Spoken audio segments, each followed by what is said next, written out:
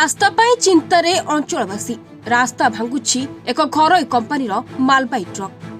कलाहांडी जिला जूनागढ़ सहर निकटस्थ गौड़ सखीगुड़ा ग्राम बंद पड़ा चिनिकल परिसर भितर पात्र लजिस्टिक प्राइवेट लिमिटेड नामक एक घरोई कंपानी निजर एक गोदाम करिछि।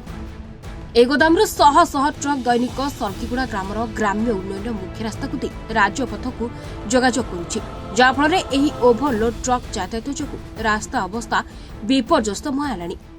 रास्तार स्थाने स्थाने पिचु उठी जाए खालखमा सृष्टि होई आबड़ा खाबड़ा होइतिबा जोगु निर्भरशील लोके व्यापक हैरान होउछथि। ए समस्या विषय ग्रामवासी और सरपंच जिलापाल को जणाइथिबा सत्ते और तदंत कार्यानुष्ठान निर्देश सत्ते समस्यार समाधान हेउनथिबा ग्रामवासी दुखर सहित प्रकाश करिसेंति। गौरसरगीगुड़ा आमर जो पुराना सुगर फैक्ट्री थिला से सुगर फैक्ट्री जगह को पात्र लजिस्टिक नाम रे रामचंद्र पात्र बोलिकर जड़े व्यक्ति किणिचंती और से किणिकर निजर व्यवसाय सृष्टि करुचंती। व्यक्तिगत व्यवसाय से व्यवसाय होचे वेयरहाउसिंग बिजनेस से करुचन। वेयरहाउसिंग बिजनेस करी करी गौरसरगीगुड़ा लोग के बहुत हैरान करुचन। आमर गौरसरगीगुड़ार अनेक जमी जमा आ गौरसरगीगुड़ा लोक मानकर जमी जमा चली जाइए, जद्वारा कि आमर गौरसरगीगुड़ा लोक जेते हैरान होचन तार परिवर्ते आमर गाँव गोचर जमी भी सही संश्लिष्ट अच्छे हेले भी आमर गाँव गौरसरगीगुड़ार चाषी भाई मानकर गाई गोरु छेली मेंढा जदि चरवा के गले भी से अवरोध करुचन। सेटा होची प्रोब्लेम। और आमर रास्ता तो देखुचन ए रास्ता रे छात्र छात्री मन जाउचन बाजार दिन रे एक्सीडेंट हेबार संभावना अनेक बढ़ती जाइचन।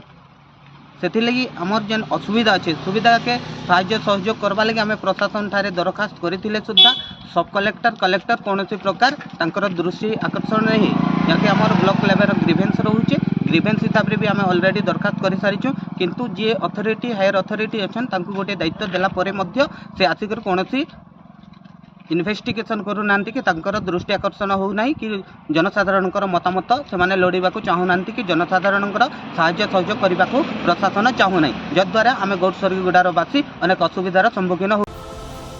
जैनिक व्यवसायी द्वारा शह शह मका ट्रक रेलवे जोगे आंतराज्य रप्तानी करुथिले हें आरएमसी कर्मचारी और ठिकादार प्रियाप्रीति जोगु रप्तानी परिमाण कम दर्शाई परखरे व्यापक टैक्स फांकुथिबा आलोचना होइछि।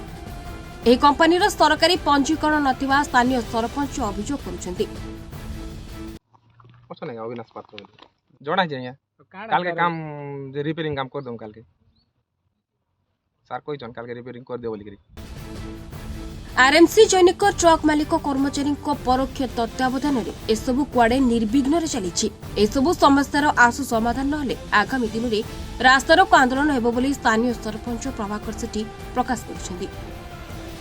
आमर गौरसरगीगुड़ा गाँव में गोटे पात्र लजिस्टिक प्राइवेट लिमिटेड ना रे गोटे संस्था करिचे आउ तार भितरे गोटे गोडाउन करिचे एवं से गोडाउन रे बाहरु मका आउचे एवं इने गच्छित होचे। तो डेली शह शह ओभरलोडेड ट्रक यातायात करुचे जेनटा कि आमर रास्ताटा अति शोचन हो गला ना माने मरण जनता पलटि जाइए और विभिन्न समय रे विभिन्न लोग इथिरे पड़िकिना गोटे दुर्घटनार शिकार भी होचन। और इटा के नहीं करी आमे विगत 15 दिन बा 20 दिन तले आमे जिलापाल ग्रीवेंस रे आमे अभियोग करथिलु एवं जिलापाल धर्मगढ़ सब कलेक्टर के से इनक्वारी लगी निर्देश भी देते, किंतु आज भी दीर्घ दिन होगा ना सब कलेक्टर भी नहीं आसबार ना कलेक्टर भी कौन पदक्षेप नहीं नबार। और आ गोटे कथा है जे इने जेन पात्र लजिस्टिक प्राइवेट लिमिटेड ना रे जेन गोडाउन करिचे तो इटा इतरे से पेरिफेरियल डेवलपमेंट करवा कथा से किसी ने भी वर्ष के एनुअली से माने कोटी कोटी टंका लाभवान करुचे इने पेरिफेरियल डेवलपमेंट नहीं करवा।